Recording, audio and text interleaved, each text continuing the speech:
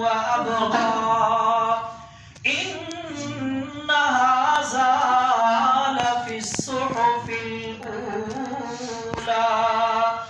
صحف إبراهيم وموسى.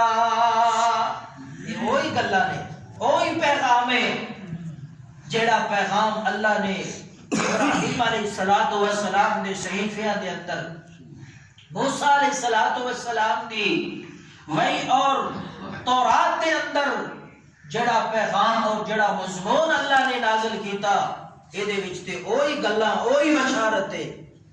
اور اللہ کریم نے یہی گلاں پہلیاں قوماں نوں، پہلیاں امتاں نوں، پہلیاں کتاباں دے وچ دسیاں کہ لوگوں قد افلح من تزکا، تحقیق وہ بندہ کامیاب ہو گیا.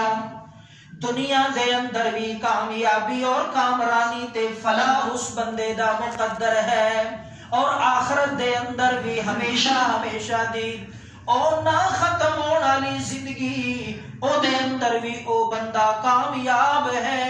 من تزکا، جس بندے اپنے آپ نو پاک کر لے، غلط عقائد تو، غلط نظریات تو، برے کماں تو، بد اعمالیاں، بد اعتقادیاں، بد افعالیاں تو جس بندے اپنے آپ کو محفوظ کر لیا، بچا لیا، پاک کر لیا، اللہ فرماتے ہیں یہ بندہ کامیاب ہے. قرآن نے کامیاب کس بندے کو قرار دیتا ہے؟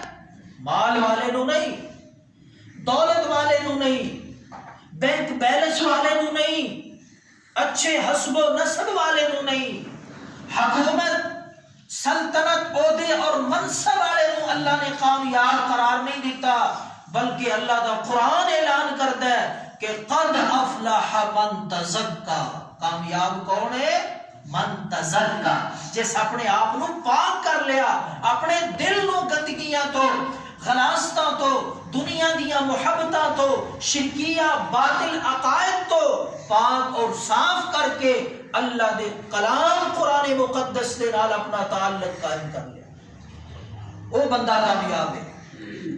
وَذَكَرَ اسْمَ رَبِّهِ